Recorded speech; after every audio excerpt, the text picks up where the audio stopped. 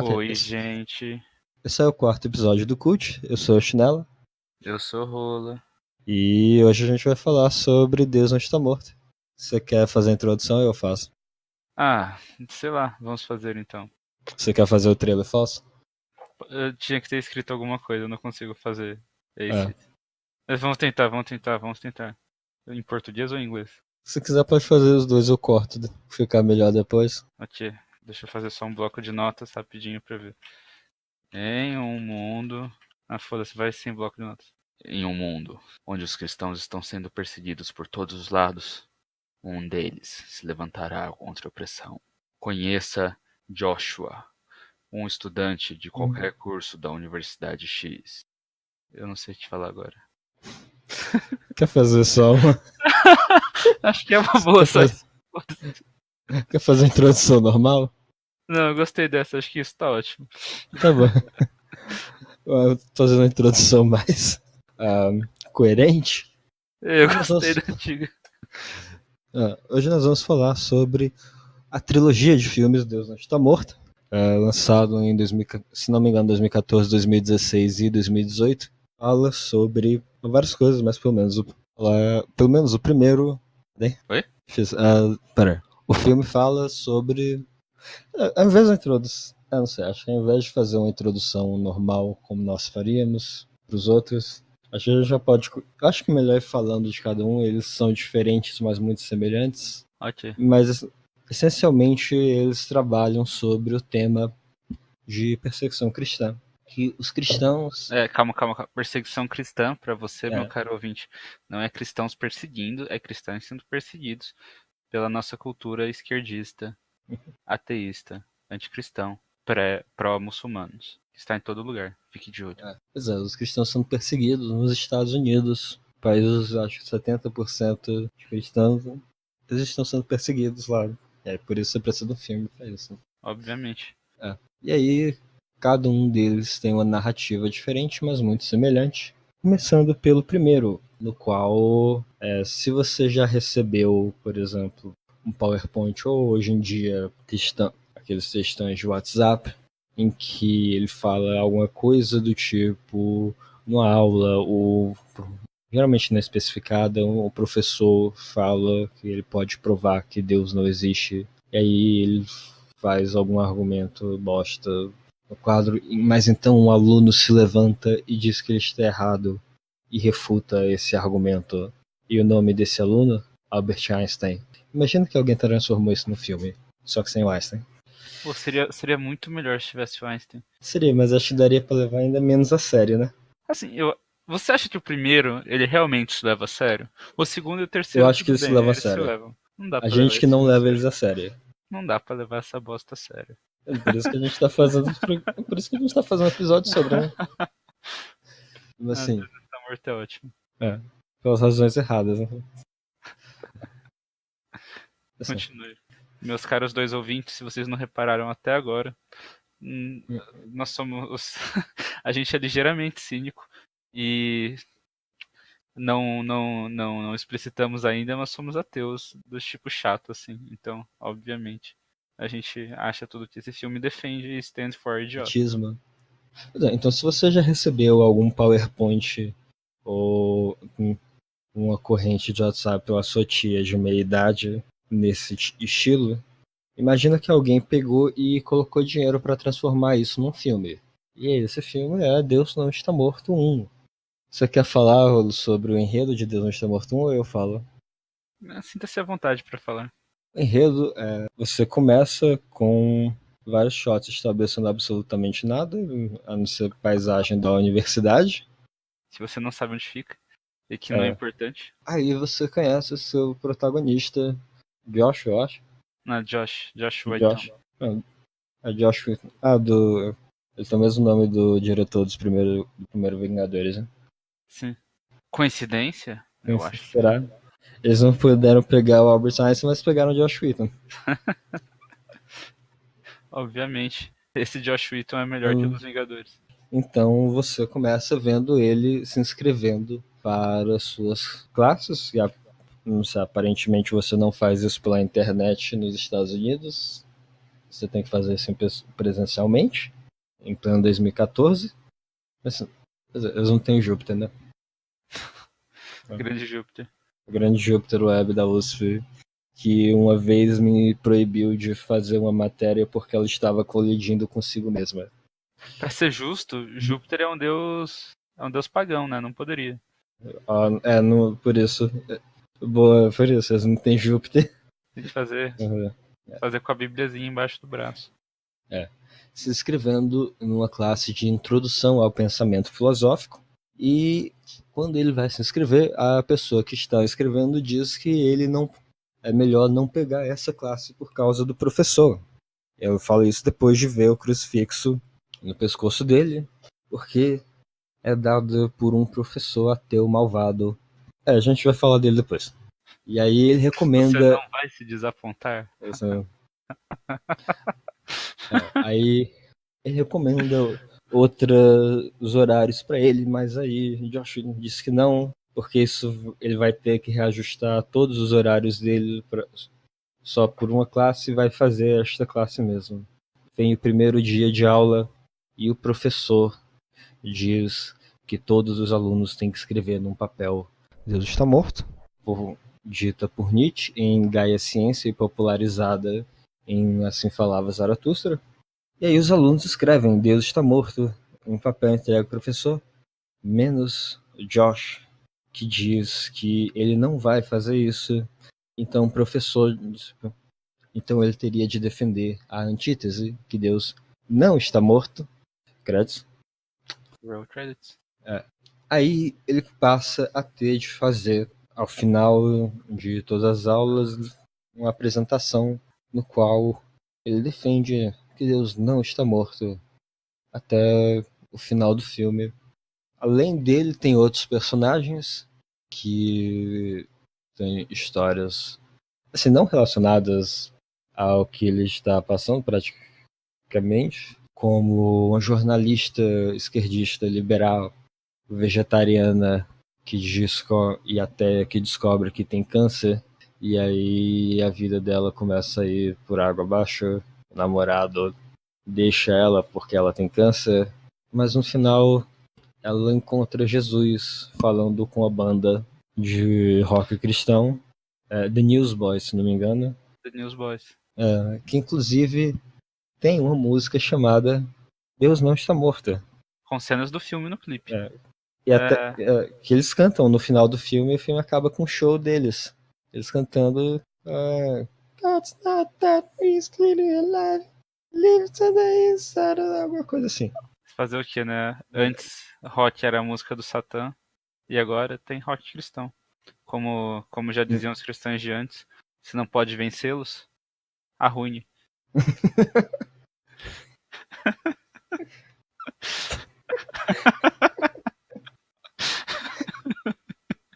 Aí, conversando com eles, ela se converte ao cristianismo e depois ela aparece no 2, quando ela descobre que o câncer dela sumiu. Coincidência? Eu acho que não. O filme Duas diz que coincidências não. no filme. Oh. E aí, fora isso, nós temos a história de uma menina que vem de uma família muçulmana, mas na verdade ela é cristã. Daí o pai dela descobre e expulsa ela de casa, e ela acaba sendo acolhida pela igreja. A igreja, no caso do nosso pastor David White, pastor do filme. Esse filme, como diversos filmes da produtora Pureflix, o nome dele de verdade é David Weiss, e ele faz o papel de pelo menos pastor David nos filmes de Deus Não Está Morto. E ele também acontece de ser o produtor da Pureflix. Coincidência? Eu acho que não. Pois é. A história dele com um amigo pastor missionário de Uganda que está passando as férias, e eles vão fazer coisas, mas aí o carro quebra todo dia até que o filme finalmente acaba e eles não fizeram nada do que planejaram. A noiva do professor ateu, que é também irmã do ex-namorado da jornalista, sua mãe, que tem Alzheimer. É cristão. apesar do professor e praticamente todo mundo no departamento dele serem ateus. E isso é um ponto de conflito na relação deles. E aí vamos falar agora as peculiaridades do filme. No caso, Calma, você não não contou o só enredo. esse, como... Você não contou o enredo todo, pô. Você tem que contar o que acontece no final. Não, mas eu quero contar o que acontece no final quando a gente chegar. Eu quero falar mais detalhes aí quando a gente chegar no final. Ah, ok. Não Prazer. quer estragar o spoiler logo de cara. Eu não quero dar spoiler de cara. Se você não assistiu Deus Não Está Morto porque você tem bom gosto e amor próprio. Ô, calma, é mó legal pra assistir com os amigos.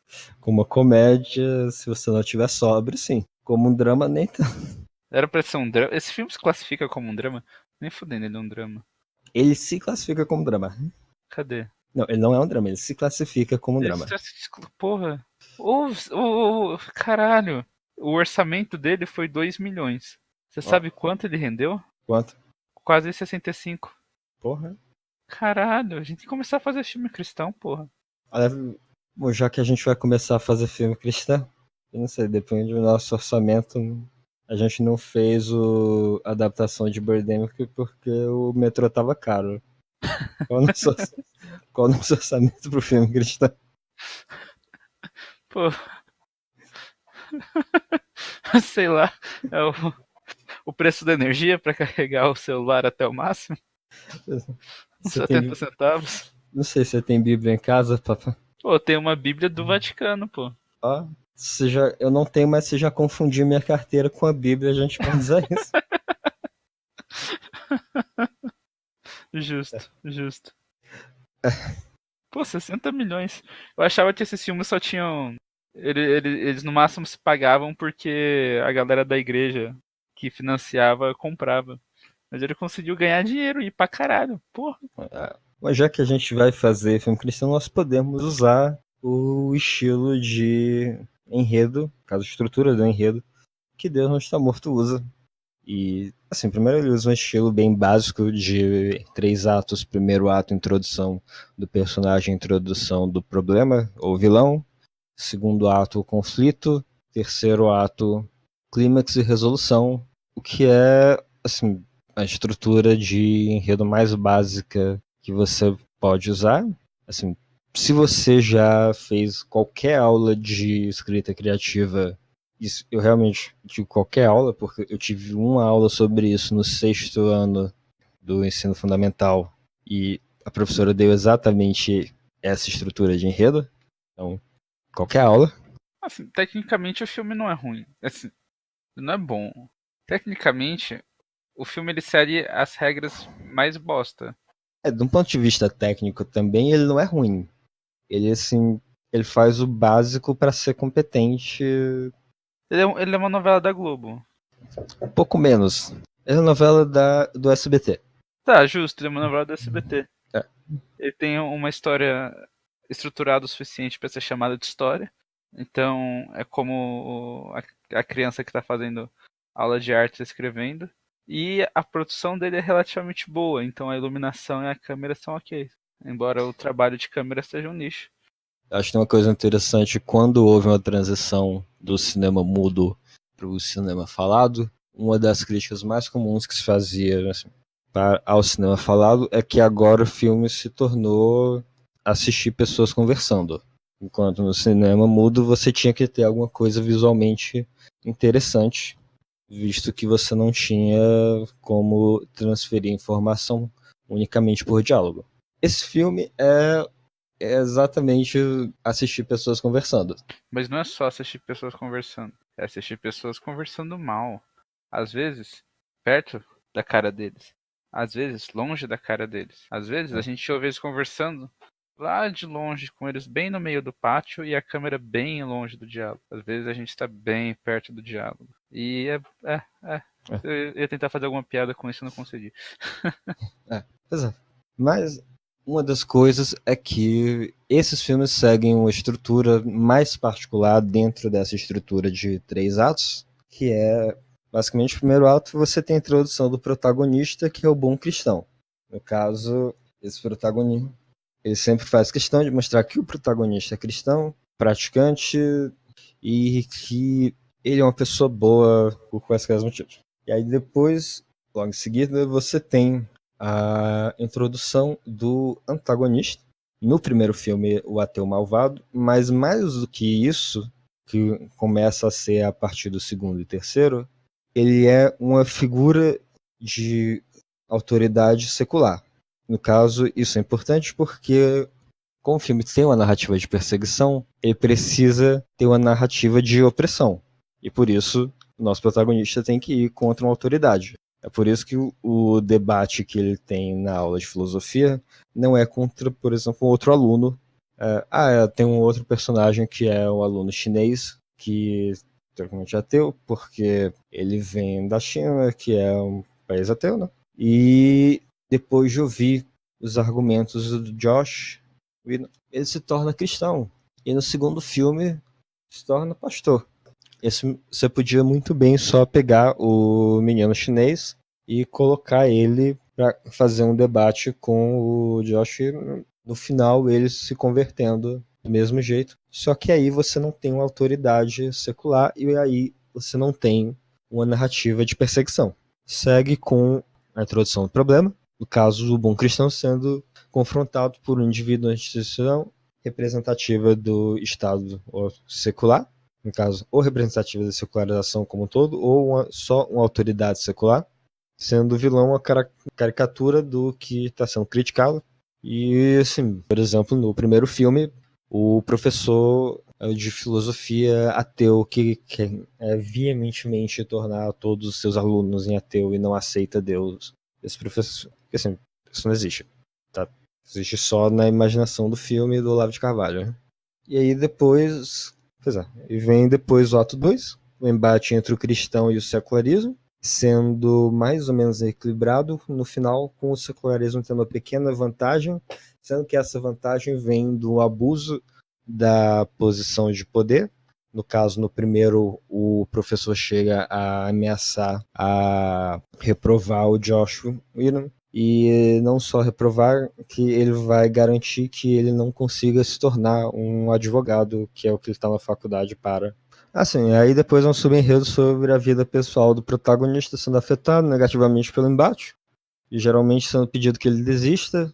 Por exemplo, pro Joshua, a namorada dele acaba com ele porque ele está supostamente fixado com esse debate, mas o nosso protagonista não desiste. E aí nós temos o terceiro ato, o clímax, que é o confronto final, havendo domínio intelectual do bom cristão sobre a autoridade secular, a resolução dos problemas pessoais do protagonista, e geralmente problemas amorosos, e isso, aliás, não, em todos eles, resolução de problemas amorosos, terminando geralmente com o pastor falando com o amigo e julgando God is good all the time. And all the time, God is good. E aí os créditos com casos semelhantes que não se assemelham ao que você acabou de assistir. Alguma coisa a comentar, Raul? Caralho, eu não vi que tava mutado. Eu tava brisando no que você tava falando na maior parte do tempo. Você viu alguma coisa? Eu ouvi que você fez uma descrição da maior parte do filme. Você falou alguma coisa como acaba com God's good all the time, God's good. Que pode ou não ter sido a inspiração para o The Force Awakens? Não. Qual que é o segundo? Não. The Last Jedi. Não, não é esse. É o do meio, 4,5. Star Wars 4,5. É o Rogue Rogue One? One, isso. Pode não ter sido uma inspiração para Rogue One, claramente foi. Que parte? I am with the Force is with me. I am with the Force is with me. I am Eu with the não, eu Force. não acho que seja parecido. Ô louco, é igual. Tá bom. Eu tava ouvindo a música do Tava... Newsboys aqui. Ah, Você já viu o clipe deles? não vi. É muito lindo. É. Eles basicamente ficam falando que tá todo mundo. É a mania de perseguição. Eles ficam falando que tá todo mundo perseguindo os cristãos, não na música, nas imagens. Então, tipo, um jornal fala Deus está morto. Cientistas falam que Deus é um mito. E aí a música toca e no meio da música eles revertem isso e aí todos os jornais falam Deus está vivo, fé é bonita, vai lá, go get them, Jesus. Você acha que quem vem primeiro, a música ou o filme? Eu acho que é a música. Mas a gente tem como confirmar isso, né? Não, acho que eles foram. Foi a música. Deixa quieto.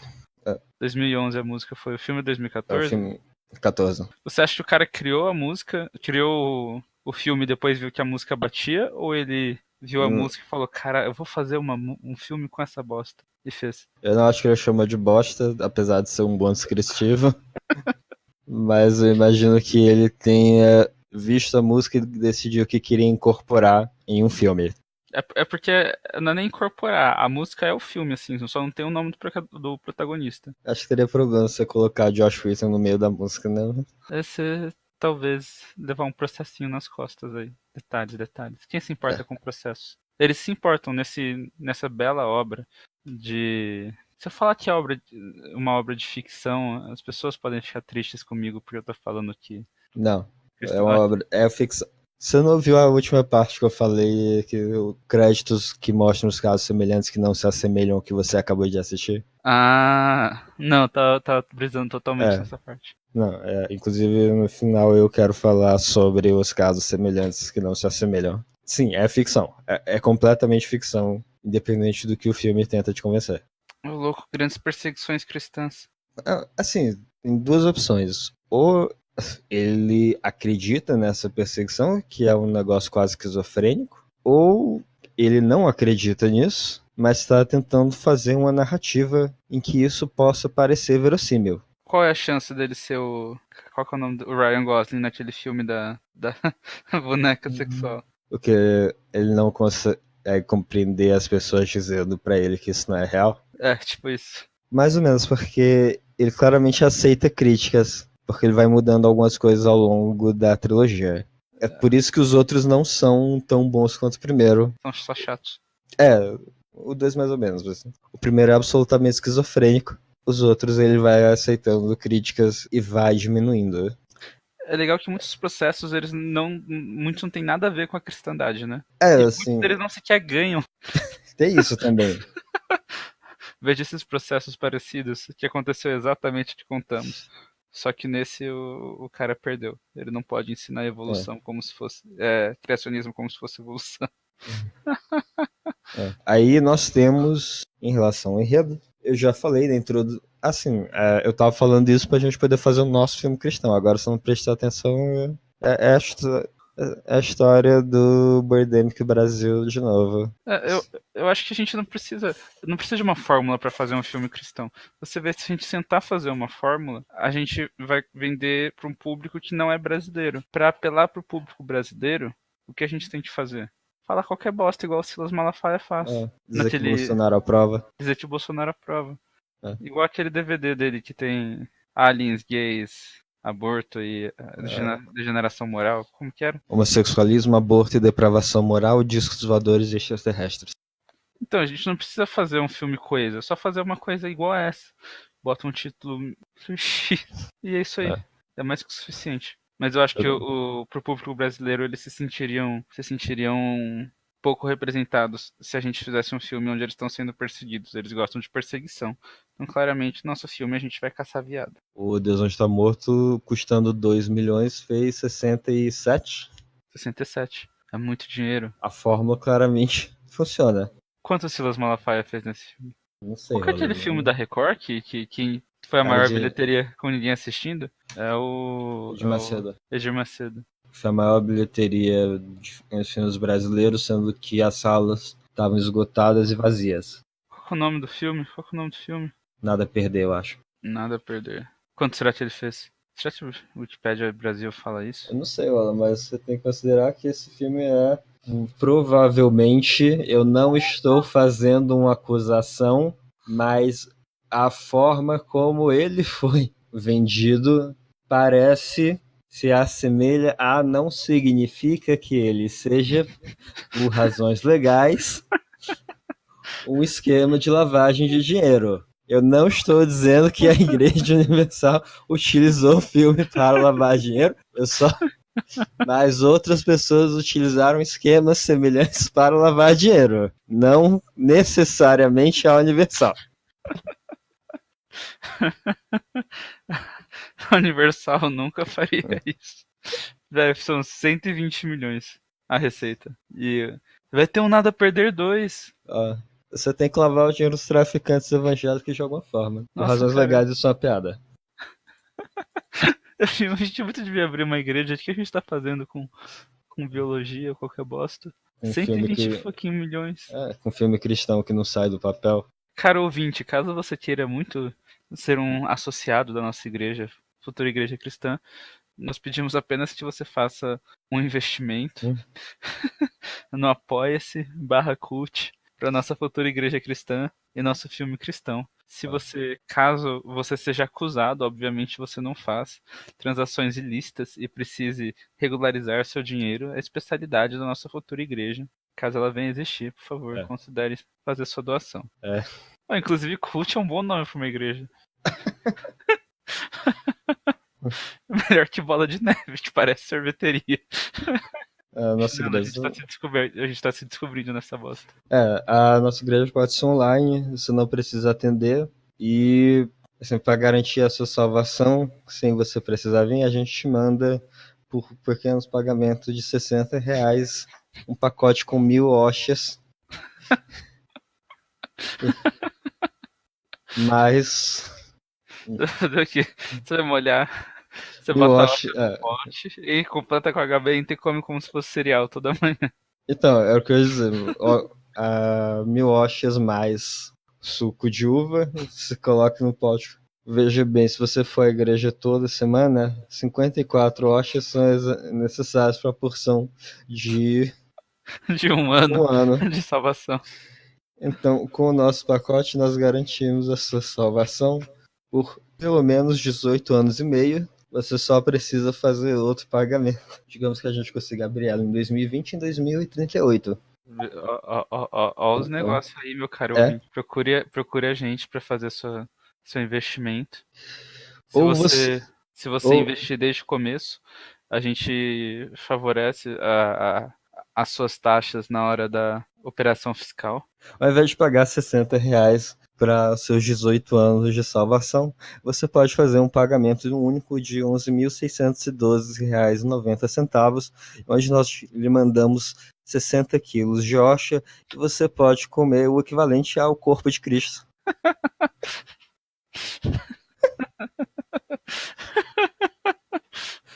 Porra, eu nunca entendi esse lance do canibalismo dos caras. Mas aí eu acho que já não é tão mais simbólico. Mas a hóstia, a hóstia é muito sem gosto. Você acha que o cara pode fazer um sanduíche com ela ou ela perde Não, seu poder? É aquela coisa, você põe na tigela, põe suco de uva, ovinho e... Eu não sei quanto tempo você vai demorar para consumir o corpo de Cristo, mas pagamento único, R$11.612,90. E você já vira sócio para quando você precisar fazer operações fiscais. E nós lhe mandamos aproximadamente 193.548 hóstias. Cara, você realmente fez essa conta? O quê? Os protestantes usam hóstia também? Eu acho que não, mas a nossa igreja usa. A nossa igreja usa. Por quê? Porque senão eu não posso vender ela. Justo. Você tá perguntando por que eles não usam hóstia? Eu não sei. Porra, cadê seu espírito cristão, chinelo? Ficou no filme? Mande um e-mail pra gente. Podcast Cult. Se você estiver interessado com o tema Corpo de Cristo, nós lhe mandamos a conta. Só não faça isso se você for Pedro Salomão. Nós não recebemos o pedido de desculpa nem o cheque ainda. Pois estamos apontados com você, Pedro Salomão. Nós sabemos que você está ouvindo esse episódio também. Nós ainda não recebemos o cheque ou o pedido de desculpas da data desta gravação. Sim, vamos voltando ao filme. Vamos falar da estrutura dele, né? Agora que eu já dei a estrutura, pegar as partes que se assemelham. A gente já falou da introdução do Bom Cristão, no caso, ele indo fazer a inscrição nas aulas e depois nós temos a introdução do antagonista quando ele chega na sala de introdução à filosofia e o professor começa a falar curso. Você lembra, Rola, quais foram os autores que o professor mencionou que ele vai no curso? Eu lembro que tinha Dawkins, Stephen Hawking. Não tinha Stephen Hawking. Não? Não. Ele fala depois de Stephen Hawking, até porque Stephen Hawking não é filósofo. Até aí Dawkins também não, mas eles... assim... Freud, mas Freud também não é filósofo? Eu tenho anotado aqui. A lousa do cara, você tem anotado? Na verdade, eu tirei uma foto da outra. Porra, diz aí então o que tem. Mas assim, nós temos entre os autores Foucault, Ludwig Feuerbach, Friedrich Nietzsche, Georges Santayana, Denis Diderot, John Stuart Mill, Richard Dawkins, Noam Chomsky, Bertrand Russell, Bertolt Brecht, Ayn Rand, Democritus, David Hume, Albert Camus e Sigmund Freud. É uma lista muito interessante para uma aula de introdução à filosofia, porque desses autores você tem Demócritus, que é um pré-socrático, que viveu entre os séculos 5 e 4 a.C.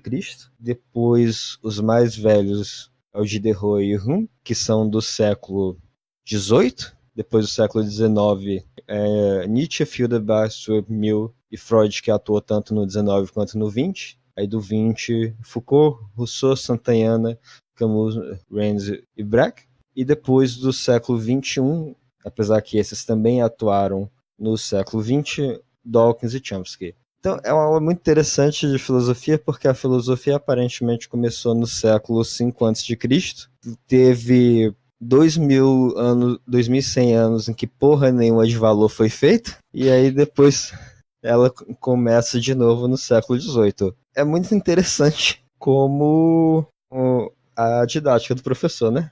Eu acho muito interessante que o Dawkins tá ali. Hum. Ele é mau biólogo, ué? Que caralho ele tá... O Dawkins? É.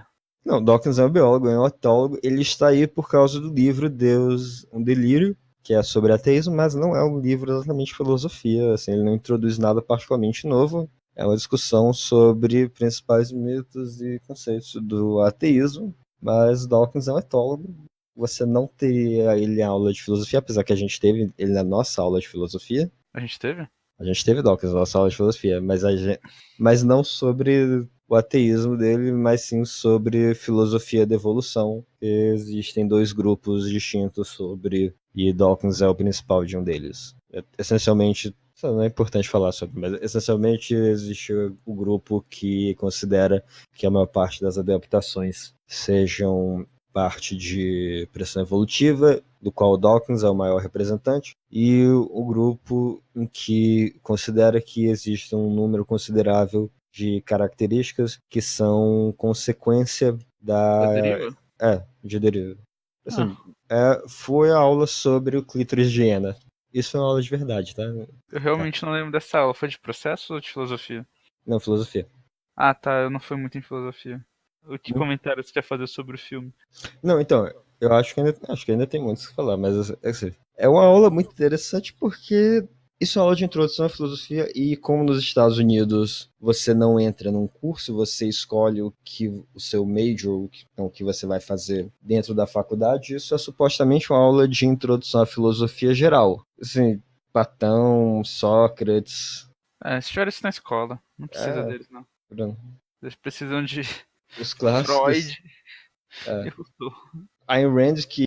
Não, é legal que assim, Dawkins nunca estaria numa aula de filosofia geral, só filosofia da biologia. Chomsky é um sociólogo, falando muito mais sobre crítica ao imperialismo americano, então não tem exatamente muito o que você colocar. E Rand não é levada a sério num contexto acadêmico. Então, assim, além do que, muitos desses autores, assim, esses autores não existem num vácuo, muitos deles estão argumentando contra ideias propostas por autores que vieram antes deles. Mas, foda-se, a filosofia começou no século V e teve 2.100 anos que porra nenhuma aconteceu. Né? É 5 tipo antes de Kingdom Cristo. Hearts. Ah, Filosofia Kingdom Hearts é a conclusão de hoje.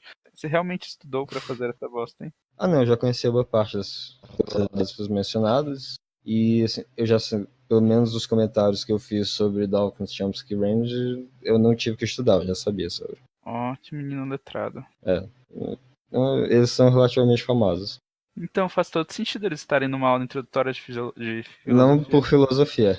Eles são famosos. O Dawkins tudo bem, os outros são famosos pelo quê? Não, como eu falei, Ayn Rand é filósofa, mas a filosofia dela não é levada muito a sério. Por que exatamente? Ela tem filosofia de objetivismo, de ver o mundo como ele é, sem quaisquer Viés. viés, o que assim, possível. E aí, a partir disso, ela chegou à conclusão de que a melhor forma de governo é o capitalismo laissez-faire, ou seja, sem intromissão quaisquer do governo. Então, Ela é quase ANCAP. é mais coisa assim, lei trabalhista, lei ambiental, regulação do que você pode fazer como empresa, isso é um atraso ao capitalismo, à sociedade. Parece perfeitamente justo e moderado.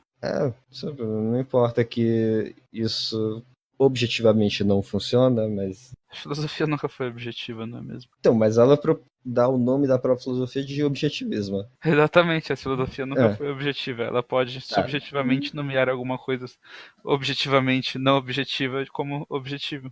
Pois é, aí, pra falar do enredo, eu acho melhor a gente focar só no debate, porque os outros enredos eles não vão a lugar nenhum e não tem, praticamente, e não tem quase nada a ver com o debate. Pois é, por ele se recusar a escrever Deus está morto, inclusive, como eu falei, a frase do Nietzsche, é interessante que o professor explica essa frase e dá a entender que eles entendem mais ou menos o que Nietzsche queria dizer com ela. Deus não está morto não significa que Deus existia e por algum momento, por alguma coisa, morreu, deixou de existir, mas parte do pressuposto que Deus nunca existiu, ele foi uma forma que a humanidade criou de explicar seus problemas e conforme Superman. na verdade é exatamente o livro sobre isso. E conforme o desenvolvimento das ciências e assim, da falta da necessidade de uma explicação sobrenatural, havendo uma explicação empírica para os fenômenos naturais, isso abala a possibilidade de você crer em Deus e por isso, no caso, como você quebra os dogmas da igreja, você torna arbitrário qualquer forma de crença em Deus e, de acordo com Nietzsche, você se torna incapaz de manter essa crença e manter, portanto, as coisas que são pregadas pela igreja, já que a moral cristã, de acordo com ele, não é autoevidente. E aí vem a parte do Übermensch, o super-homem, que é a ideia de criar a sua própria moral, visto que ela seria, como a moral arbitrária, uma que você cria é tão válida quanto qualquer outra. Mas isso ainda não é uma desculpa para cair em niilismo. A ideia é que ainda existe alguma virtude, posto essa nova moral que você criou para si. E isso seria parte do super-homem.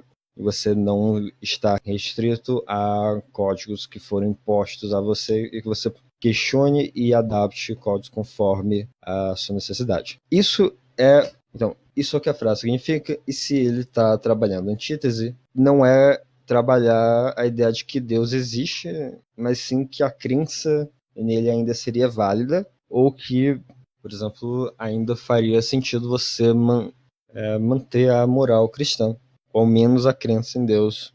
Autores que ele poderia citar, por exemplo, Kierkegaard, mas ele não faz isso. E acho que agora a gente pode falar dos argumentos dele. Essa questão, eles não estão falando sobre, teoricamente, o que devia estar sendo discutido. O debate é uma discussão se Deus existe ou não. Se lembra dos argumentos, Rola? Eu lembro do último, que é o melhor. Qual é o melhor? Vai ser spoiler do final. Achei que você queria guardar o melhor pro final. É Qual? o. Do porquê você... vamos deixar isso pro final.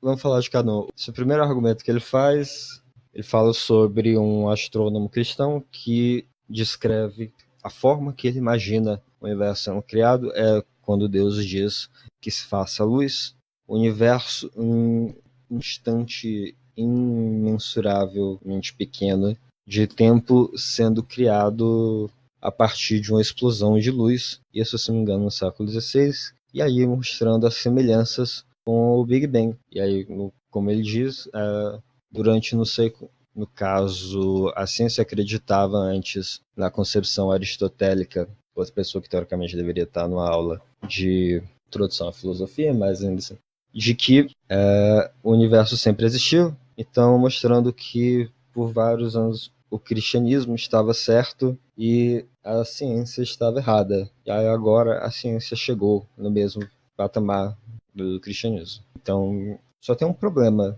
né? Você sabe qual é o problema? Hã? Só um? Assim, o mais óbvio é que ele está esquecendo de algumas partes da Bíblia, né? Porque assim, disse Deus, haja luz e houve luz, é Gênesis 1:3. Tem o 1 e 1:2 antes, que é, no princípio criou Deus o céu e a terra era sem forma e vazia, havia trevas sobre a face do abismo, e o Espírito de Deus se movia sobre a face das águas. Então, assim, a luz é a quarta coisa que Deus criou. Detalhes. Detalhe. Então, não é igual ao Big Bang, é muito diferente. Mas aí o professor rebate, citando Stephen Hawking, dizendo que a força da gravidade possibilita que o universo se crie sozinho.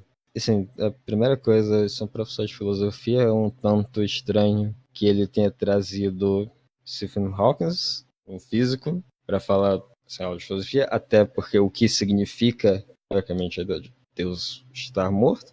E, assim, ele sabia que o cara ia falar de criação. Aí você lembra qual é o seguinte? Ele rebate falando que o argumento de Hawkins, que não é um argumento, é circular. E aí ele usa uma citação de John Lennox, professor de matemática, que algo sem sentido ainda não tem sentido mesmo quando é dito por um cientista famoso. O que é interessante porque a citação que ele usa para rebater o argumento do Stephen Hawking mente só um cara dizendo que ele está errado sem dizer o porquê. É uma crítica irônica, Chinelo, você que não percebe. Pois é, mas aí o professor não tem resposta para isso. E aí depois ele comenta que se ele vai seguir Dawkins, ele deveria... Daí ele diz que se o professor vai seguir Stephen Hawking, ele deveria seguir a citação do Hawking, que é a filosofia está morta, que provavelmente se refere à metafísica e não à filosofia como toda, até porque existe filosofia da ciência, sobre o qual necessita para fazer sentido, né? Assim, epistemologia, você tem que ter uma epistemologia, mas tudo bem. Assim, acho que você tá pulando alguns passos. Por favor. Primeiro você chamou de debate. Sim, não é um debate porque o professor não reage. Não é um debate porque eles não estão argumentando. Eles estão citando frases descontextualizadas de pessoas, assim. Uhum. É tipo uma batalha de meme, só que sem os memes. Assim, eu diria que o debate em Deus Não Está Morto está tanto para um debate real quanto luta livre está para luta. Eu acho que eles só podiam ter feito o debate numa batalha de rap, que pelo menos era mais interessante. Podia ser. Até porque debate no contexto estadunidense americano, ele não ganha o melhor argumento, né? Ganha quem dá um maior burn no oponente. Teoricamente, debate não é para ganhar, né? É uma discussão de ideias, né? Sim. Pois é. Aí, nesse meio tempo, você tem a história das outras pessoas. Nós entramos no ato 2, que é, no caso, o professor ameaçando ele de ser reprovado, a namorada dele deixa ele, e aí vem o outro argumento sobre evolução, porque claro que ia ter um sobre evolução. Você lembra qual era o argumento? Rola. Eu acho que eu tô confundindo, não lembro. Eu tava confundindo com a Matter of Faith. Não lembro qual que é. Não, que de acordo com Darwin, a natureza não pula, dizendo que há uma mudança gradual das espécies, mas aí ele mostra que a formação da espécie humana, e ele extrapola isso para todas as espécies, aconteceu num período de tempo muito pequeno, termos evolutivos, que não é um termo real, mas porque você não mensura tempo evolutivo com tempo, você mensura por gerações, e aí mostrando que Darwin estava errado.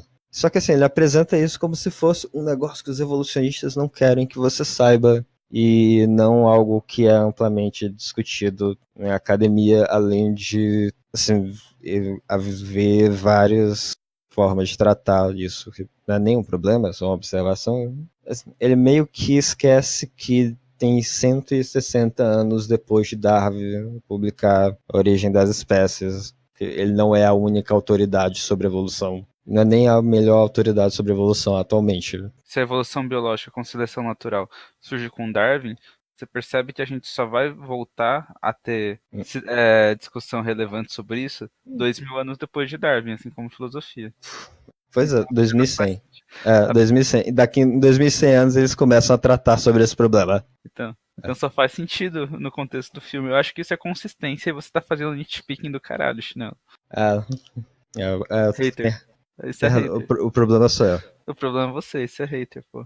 Aí depois vem o melhor argumento que a gente guardou pro final, até porque é o último. Você É, quer? é um argumento lindo. É... Pra ser justo, é o único argumento real, porque o outro é só citações de frases descontextualizadas. Pois é a primeira vez que eles estão argumentando agora, não é bom. Mas assim, tem antes, o que leva a esse argumento é, depois dessa negação do neodarwinismo, tem toda uma cena dele com o professor, em que ele pergunta como ele ficou assim. E aí você lembra o que o professor diz? Que ele ficava pedindo pra Deus pra ajudá-lo, e Deus não ajudava. Que É ele... mais ou menos isso, que a mãe dele estava morrendo. Ah, era isso, eu lembrava que era alguma coisa com criança, mas não lembrava de que. Quando ele tinha 12 anos, e ele pediu a Deus para salvá-la, mas Deus não o salvou. E que por isso ele odiava a Deus. É. E a grande resposta foi: como você pode odiar alguma coisa? Não, aí depois na aula ele traz isso. Primeiro, né, aquela coisa, o mito da tragédia que criou o ateísmo. E depois, esse professor não é ateu. Ele é um antiteísta. Não, ele é um antiteísta, assim. Ele acredita e odeia em Deus e o odeia, mas ele não é, assim, ele não é ateu. Sim, total. Aí vem, por favor, se quiser descrever a argumentação final. O menino olha nos olhos do professor e fala: como você pode não acreditar em Deus? Oi? Odiar alguma coisa que pode odiar alguma coisa que não existe. Aí o professor... que você não acredita. E aí o professor tem um surto e grita: porque ele tirou tudo de mim? Sai correndo, porta fora. Tragicamente atropelado, lançado aos céus. A câmera sobe junto com o professor. Pois é, o professor morre, gente. Ah, eu tava descrevendo tão dramaticamente. E tem antes. Tem um outro argumento antes que ele faz, mas não. Ele vai que é não há razão para ser moral sem a existência de Deus. Ah, sim, ele...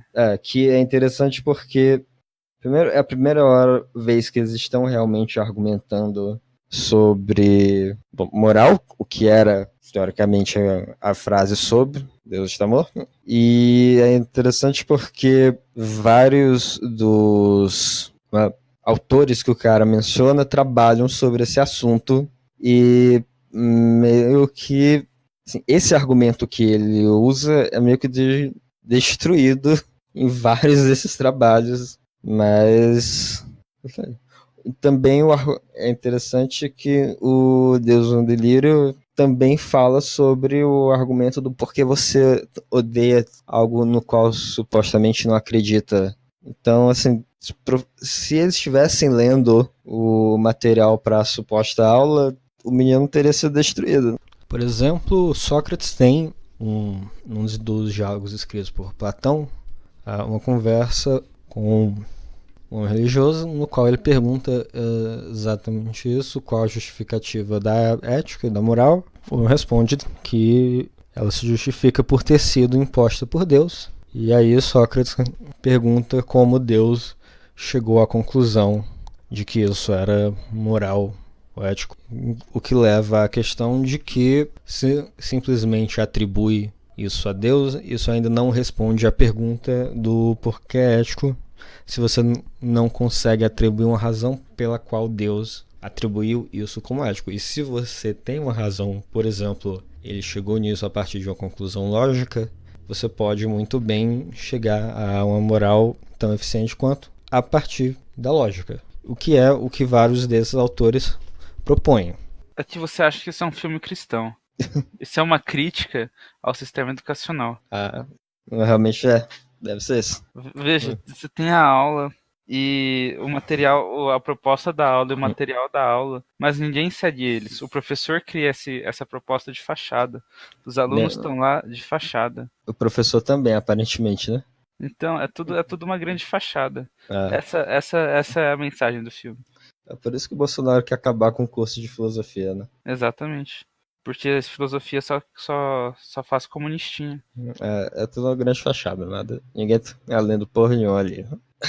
Esse é o filme. Ele é mais legal do que parece. Não muito mais legal do que parece. Você tem que ir com um certo mindset pra poder rir dele. Se for pra beber, não é esse o filme certo. Não, mais ou menos. Eu acho que tem um drinking game pra ele. Você bebe toda vez que Josh Whedon der um argumento ruim e toda vez que eles derem um bom argumento consistente e baseado em literatura que eles deveriam estar lendo sobre o tópico que eles deveriam estar discutindo, você para de beber e vai pra igreja. Spoiler, você não vai pra igreja. Toda vez que Jesus resolveu um problema no filme, você bebe. Toda vez que o filme foi islamofóbico, você bebe. Aqui o pai da menina descobre que ela, na verdade, é cristã, dá um tapa na cara dela e expulsa ela de casa, porque os muçulmanos são intolerantes, mas os cristãos pegam e cuidam dela. Em que outras situações você pode beber, Rola?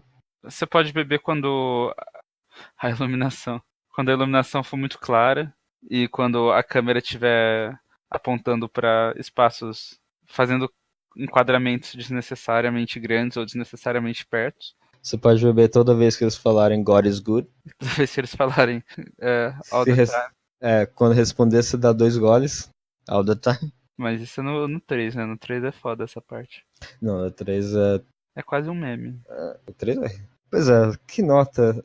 Mas assim, você tem que ter um certo mindset. Você tem que entender que esse filme é uma comédia. A comédia é sobre um homem esquizofrênico que acha que está sendo perseguido na universidade por professores ateus e que os comunistas e que os cristãos têm que rebater. E aí depois a gente tem os casos semelhantes, mas que não são semelhantes. Tem artigo de jornal sobre os casos, assim, no caso, o cara compilou todos os casos. E você pode beber em todos... Aliás, você pode parar de beber e ir para a igreja em todos os casos que sejam semelhantes ao que você acabou de assistir. Eu acho que tá meio óbvio que você não vai pra igreja. Até porque ela é queimada no filme 3.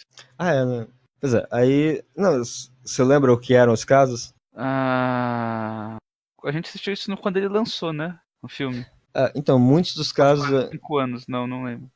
Muitos dos casos eram coisas como o aluno estava fazendo panfleto, distribuindo coisas para a igreja em escolas públicas e pediram para eles pararem. Não foi nem um negócio expulsaram um aluno por fazer isso, porque isso violava a separação de igreja e Estado, de acordo com eles. Ou coisa como um dos casos era na universidade uma aluna foi repreendida porque ela estava tentando convencer os alunos gays a fazer terapia de conversão, que é muito interessante, porque essa é a terapia que ela não é muito efetiva em tornar homossexuais em heterossexuais, mas ela é muito efetiva em fazer eles cometerem suicídio.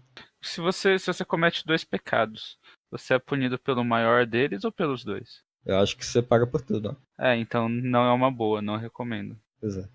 CJ e suicídio na conta é meio pesado. Uhum. Se você acredita, se você acha que ser gay é ruim e você se mata. Você eliminou um gay da Terra, né? Exato. Então se matar foi uma coisa boa, ruim. E aí você elimina um pecado com outro? Liga pro Papa. Alô, Vaticano? Tem uma pergunta pra você. O Papa tem Twitter. Porra. O pastor David tem Twitter? Deve ter. Peraí, deixa eu... pra ele. Peraí. Você vai mandar pra ele? Não, o David... Peraí. Achei. Não, desculpa, é outro. Ok. Aparentemente tem vários pastores David Wise. Parece um nome comum. Eu tô no quarto, não é ele. Então, Chinelo, que nota você dá pro filme? Então, eu acho que depende. Pra mim, esse filme, existem 2 notas pra ele. Um é se você assistiu como uma comédia, e aí eu dou um -3. Ele é involuntariamente engraçado, mas você tem que ter um certo mindset pra rir dele. E um certo tipo de humor bem específico. E a outra é se você assistir ele como um drama, e aí eu dou 0. Justo. Você, Rola? Se for assistir ele como um drama, minha resposta é This is not my world. Disappointed! Assim, o Kevin Sorbo, que é o nosso professor ateu. Então, isso é uma referência a um seriado Hércules, em que o professor ateu é o ator principal, o Hércules. Procurem no YouTube, é ótimo. Se estiver nos ouvindo no X-Vídeos, deve ter no X-Vídeos. Se não for óbvio, tava escrito, provavelmente entre parênteses, em maiúsculo, disappointed, pra dar a ideia de que ele devia falar da linha This is not my word, de maneira desapontada. Só que ao invés disso ele fala This is not my word e grita disappointed.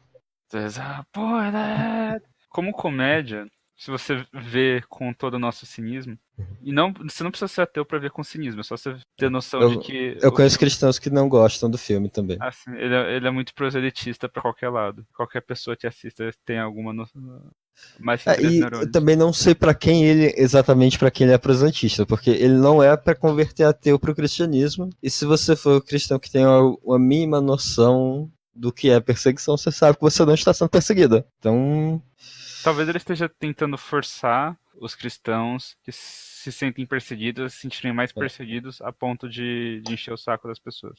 é um negócio realmente esquizofrênico. Ele vai. Se você acredita que está sendo perseguido, ele vai aumentando seus medos. É como se, é como se o esquizofrênico vê uma notícia no jornal. O governo está Botando química na espionando. sua água. Não, o governo está espionando o suficiente em esquizofrênicos? Você não É, precisa disso. Sua vida já tá uma merda. É. é isso que eu ia falar. Ah, como comédia. Como grande comédia. Acho que eu dou um 2. Ele é engraçado. Eu acho que ele é mais engraçado pela falta de qualquer. Qual que é o nome? Qualquer. Não é desenvolvimento. Senso comum, Não. vergonha na cara. Também. Mas não era sobre isso que eu ia falar. De qualquer floreio do aspecto técnico, assim. Ele tecnicamente é apenas o mínimo para ser chamado um filme. É jogo que já é bem mais que Birdemic, mas por É. conta disso ele fica em alguns pontos só escroto. E pra mim eu acho isso engraçado porque eu tenho um senso de humor diferenciado. Como Não, argumentação ele é tosco, na maior parte das vezes. O final é ótimo. E o final basicamente salva o filme.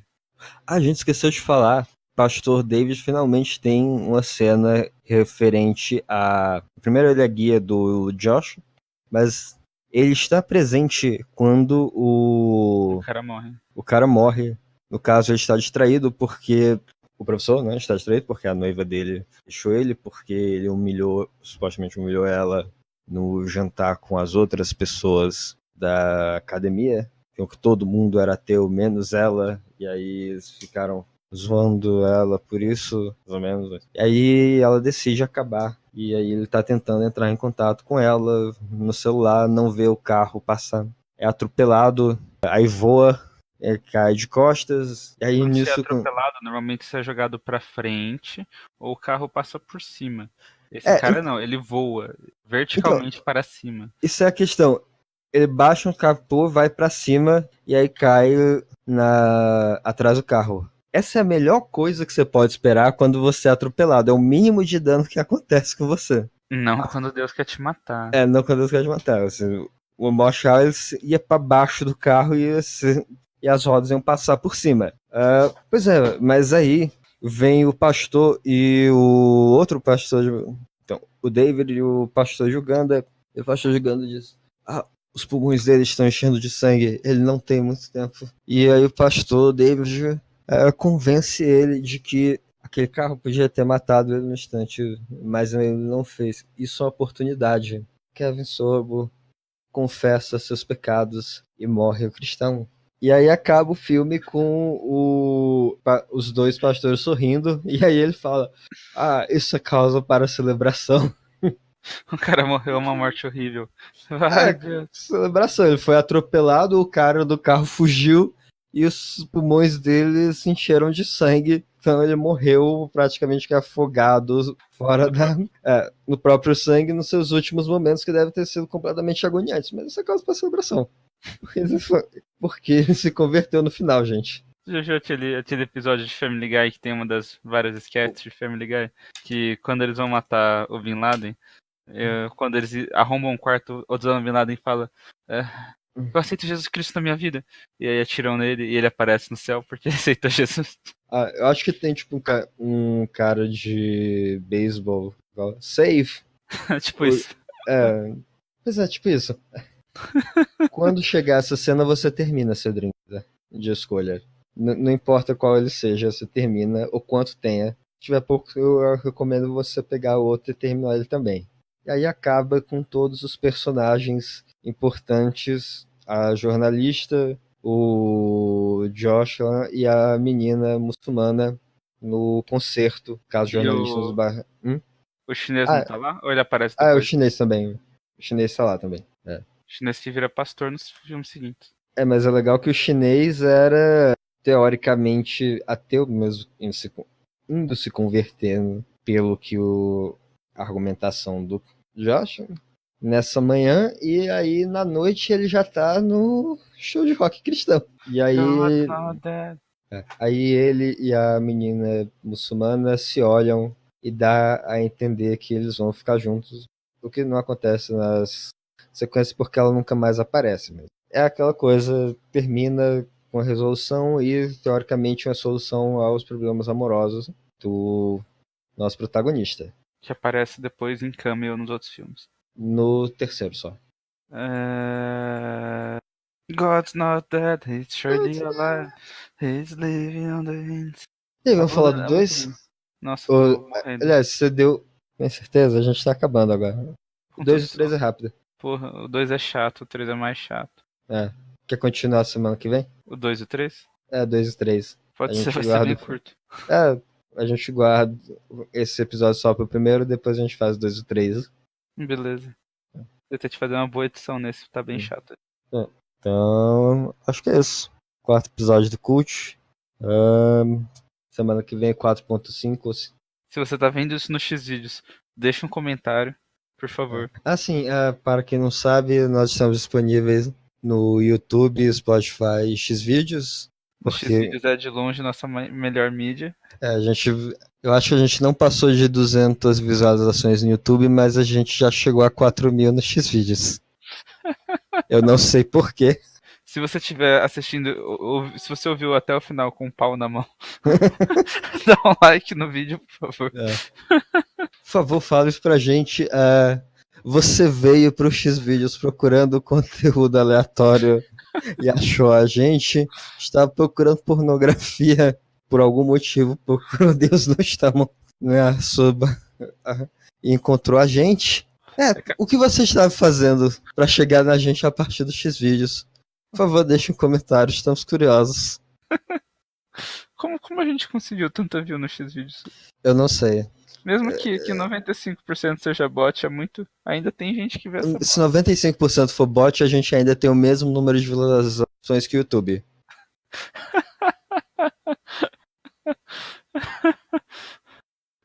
É isso aí. E a gente tem interação no Xvideos. A gente teve o nosso primeiro comentário no Xvideos. Eu tenho sérios problemas mentais. Você lembra? Pera aí. Eu posso olhar aqui. Olha, é o Zac Viado. Isso. Cadê? Zac Viado. Uma semana atrás. What the fuck, velho. Cascas. Aliás, eu vi que a gente tem 4.270 visualizações. Passou? Ao todo. Porra, aí sim. Pois é, Zac Viado, obrigado pelo comentário. O fato da sua foto de perfil ser um avatar do Minecraft só torna melhor. Esse foi o episódio. Até a próxima semana em que a gente volta a falar sobre a trilogia. Se a gente tiver 10 likes no Xvideos, o Chinelo posta uma foto do pinto dele na... Pode ser, ninguém sabe como... Eles não sabem com quem me pareça, eu posso botar qualquer coisa. Justo. 10 likes no Xvideo, eu ponho uma foto do meu pau de óculos.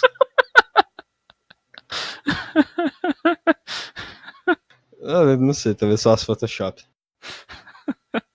Com Photoshop quer dizer o pente, né? Acaba logo essa bosta, vai. Acabou, GG.